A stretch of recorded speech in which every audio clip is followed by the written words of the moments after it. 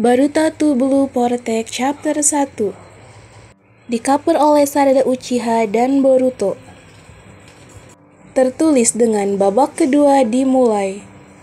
Di desa Konoha pasca bencana besar. Sarada berdiri di depan kantor Hokage dengan ekspektasi tidak puas. Sarada memasuki ruang Hokage, yang Hokage saat ini di desa Konoha dijabat oleh Shikamaru. Sarada berkata kepada Shikamaru dengan ekspresi yang sangat marah. Makanya aku sudah jelaskan berkali-kali kan, mengapa tidak paham juga sih, ucap Sarada kepada Shikamaru. Shikamaru menjawab, mestinya aku yang bilang begitu Sarada, sudah berkali-kali kita coba berkompromi tapi tindakanmu sudah melewati batas, ucap Shikamaru. Di sana juga berdiri Konohamaru. Kemudian Shikamaru berkata lagi, terlebih lagi dia adalah pemberontak yang sudah membunuh Hokage dan juga mau membunuh putranya Kawaki. Dia harus diberi sanksi. Sarada menjawab, aku sudah bilang kalau premis itu tidak benar kan, mana mungkin Boruto membunuh Hokage. Setidaknya beri dia kesempatan untuk menjelaskan. Kemudian Konohamaru ikut berbicara, kalau dia tak merasa bersalah kenapa harus kabur, kita punya kesaksian dari Senrigan Eida loh. Sarada menggeprak meja Hokage dan berkata, siapapun akan kabur kalau orang-orang diperintahkan untuk membunuhnya kan? Tolong cabut perintah itu sekarang juga, lalu dengarkan dulu kesaksiannya. Kemudian Shikamaru menjawab, dengar ya Sarada, sanksi untuk Boruto tak hanya sudah sesuai dengan peraturan yang berlaku, tapi juga keinginan penduduk. Banyak dari penduduk desa yang marah karena pengkhianatan yang dilakukan. Kalaupun aku mencabut perintah itu, para penduduk tidak akan puas. Sarada mendengar jawaban Shikamaru semakin kesal dan sangat marah. Shikamaru berkata lagi, pembicaraan kita selesai, ini yang terakhir, kalau sudah mengerti kembalilah ke misimu. Sarada dengan ekspresi marah berkata kepada Shikamaru dan Konohamaru, dasar kepala batu. Lalu Konohamaru ikut berbicara, oi Sarada, kau tak boleh bersikap begitu pada Hokage ke-8. Lalu Shikamaru berkata, biarkan saja Konohamaru. Kemudian Shikamaru berkata lagi, Sarada, aku khawatir padamu, kalau terus begini jangankan Hokage, kau mungkin akan selamanya jadi genin. Sarada keluar dari ruangan Hokage sambil berkata, apa karena papaku juga pemberontak seperti Boruto? Lalu Shikamaru berkata, ini tak ada hubungannya dengan Sasuke, ini soal bagaimana dirimu bertindak sebagai shinobi Konoha. Sarada menjawab, Hokage ke-7 dulu menyeret pulang papa yang keluar dari desa karena berbuat dosa besar, lalu menjadi Hokage meski masih tetap genin. Lalu Sarada Uchiha berkata lagi pada Shikamaru, yang jadi panutanku adalah Hokage ke-7 bukan Anda, ucap Sarada. Sarada pun keluar dari ruangan Hokage, beralih ke Hinata dan Naruto yang tersegel dalam dimensi Kawaki. Di situ juga ada Kawaki yang sedang menatap Hinata dan Naruto. Berlanjut ke Sarada dan Sumire yang sedang berjalan. Sumire berkata, lagi-lagi ngomong begitu. Kemudian Sarada menjawab, padahal ini bukan salah Shikamaru. Lalu Sarada berkata kepada Sumire, sebagian besar orang bahkan tidak bisa menyadari bahwa ada yang janggal. Lalu Sumire menjawab, karena efek dari Geno, malahan kalau dari sudut pandang mereka justru kita ini yang aneh. Lalu Sumire berkata lagi, putra Hokage ke-7 adalah Kawaki Uzumaki. Semua orang benar-benar menganggap kalau itu sudah menjadi sebuah fakta yang umum sejak dahulu. Lalu Sarada berkata, sebaliknya orang-orang menganggap bahwa Boruto adalah orang asing, pemberontak dan pengkhianat yang tidak tahu terima kasih. Lalu Sarada berkata lagi, awalnya orang-orang merasakan adanya banyak keganjilan. Lalu Sumire menjawab, aneh kalau Kawaki lahir dan tumbuh di desa ini sementara tubuhnya dimodifikasi oleh Kara. Kemudian Sarada berkata, bahkan Pak Shikamaru juga sampai mempertanyakan soal keberadaan Momoshiki pada Kawaki. Kemudian Sarada berkata lagi pada Sumire, perasaan tidak enak itu pun lama-lama lenyap dalam benak orang-orang karena Geno. Dan sekarang tak seorang pun yang menyimpan keraguan. Sarada berkata lagi, apa yang harus kita lakukan untuk mengatasi kekuatan gila ini? Beralih ke Eida, Daimon, Sumire, dan Sarada. Kemudian Daimon berkata kepada Sumire dan Sarada, kalian belum menyerah juga ya? Itu mustahil tahu. Lalu Eida berkata, sama seperti kekuatan Mirio atau pemikat, aku sendiri pun tidak bisa mengontrol kekuatan Geno.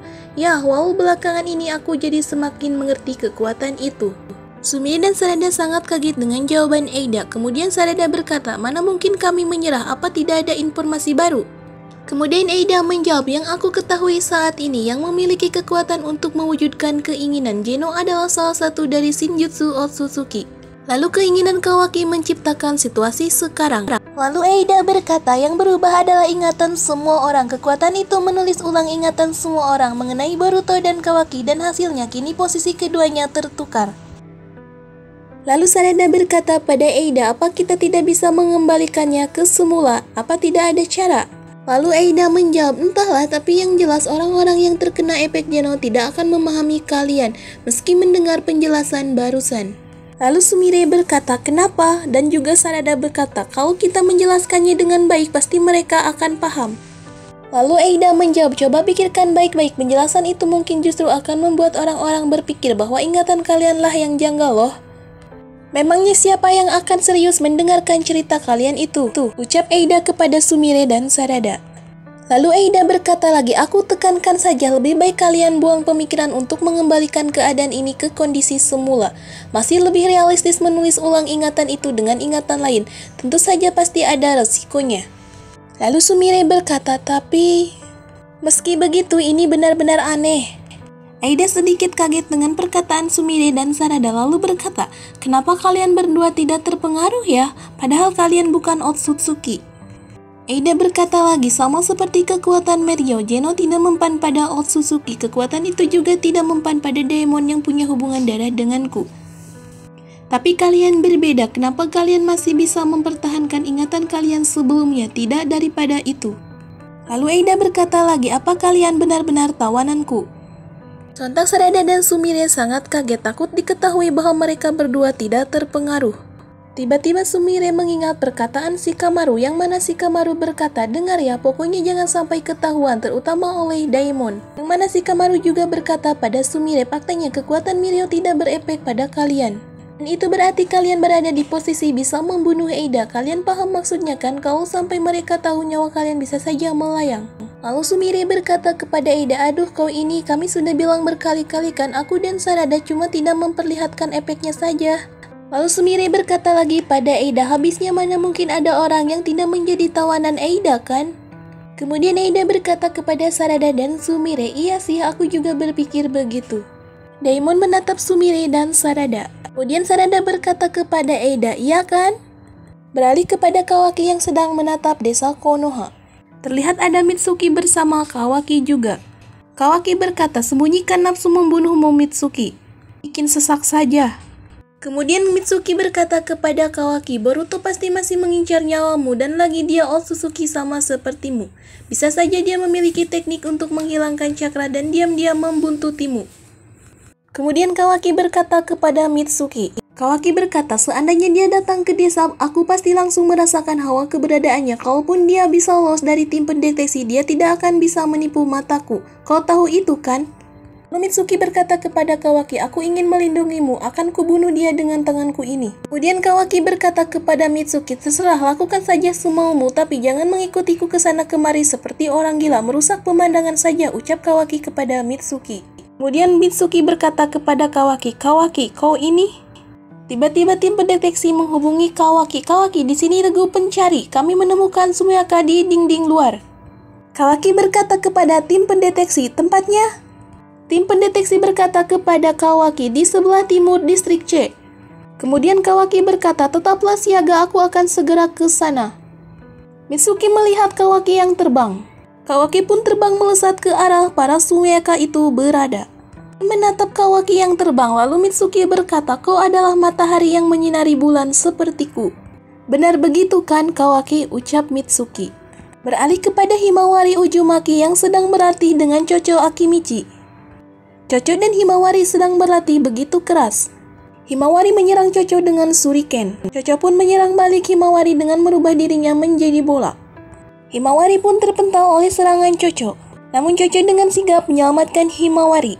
Shikadai dan Indojin datang ke tempat latihan Chocho dan Himawari. Shikadai berkata kepada Himawari, walau begitu gerakanmu cukup bagus, adiknya Kawaki memang hebat. Indojin juga berkata, nice pick, pertarungan yang bagus Himawari. Lalu Chocho berkata kepada Himawari, tendangan yang pertama tadi bagus banget loh, terasa berat. Kemudian Himawari berkata, sungguh? Kemudian Inojin berkata kepada Himawari, "Tapi Himawari, kenapa kau sebegitunya ingin jadi kuat?" Himawari menjawab, "Daripada ingin jadi kuat lebih tepatnya." Lalu Himawari berkata lagi, "Kalau aku bilang begini, aku pasti akan dimarahi orang-orang Konoha, tapi..." Himawari berkata lagi, "Aku ingin bisa membantu Boruto." Begitu. Shikadai dan Inojin kaget dengan jawaban Himawari dan berkata, "Hah?" Shikadai berkata lagi, "Apa?" Kemudian Inojin berkata kepada Himawari, Himawari, kau ini bicara apa sih?" Kemudian Chocho berkata kepada Himawari, "Hal macam itu tidak boleh dijadikan candaan loh." Himawari menjawab, "Maaf, wajar kalian kaget, tapi bagaimana ya, sosoknya sangat berbeda dengan bayangan yang aku punya." Kemudian Shikadai menjawab, "Himawari, dia itu sudah membunuh ayahmu loh." Himawari menjawab, "Mungkin ini hanya dugaanku, tapi mungkin itu tidak benar."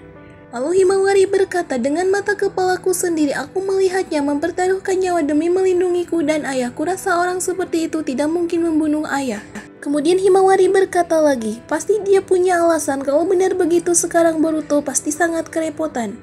Kemudian Himawari berkata lagi, "Aku bisa merasakannya, saat ini ayahku pasti masih hidup di suatu tempat." Kemudian Inojin melihat Himawari dan berkata, "Himawari." Kemudian Himawari berkata, "Selain itu..."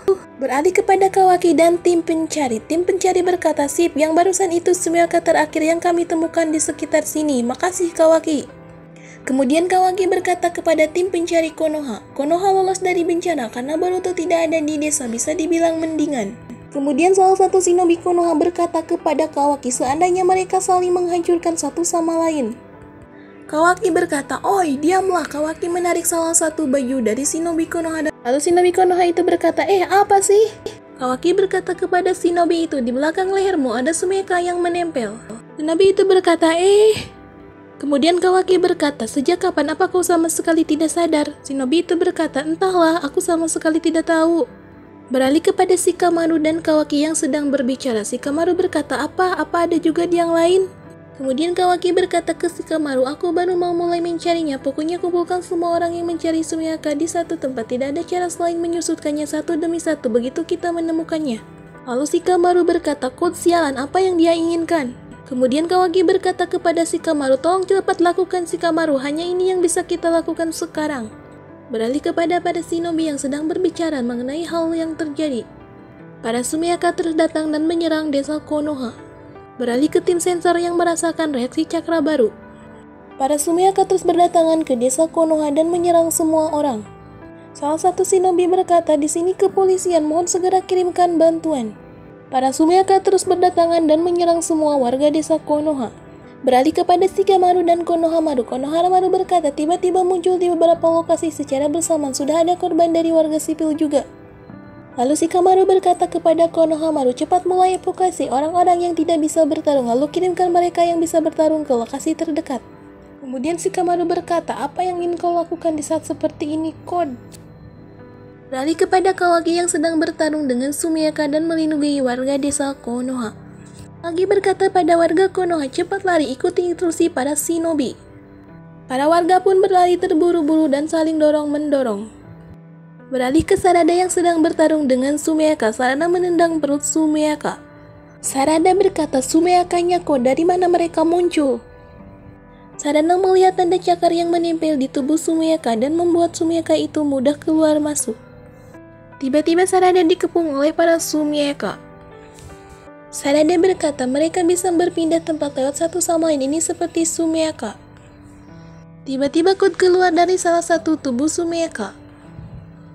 Kod muncul tepat di hadapan Sarada. Sarada berkata, "Kode." Kemudian Kod berkata kepada Sarada, "Apa kabar Sarada Uchiha?" Sarada berkata kepada Kod, "Kau ada perlu apa di Konoha?" Kod menjawab, "Aku mencari Boruto." Sarada menjawab, "Dia tidak ada di sini. Dia sudah keluar dari desa sejak 3 tahun lalu." Kemudian Kod berkata, "Aku tahu, selama 2 tahun belakangan ini aku terus mengejarnya dan itu membuatku lelah." Kemudian Sarada menjawab, "Aku sudah bilang kalau dia tidak ada di Konoha, cari saja di tempat lain."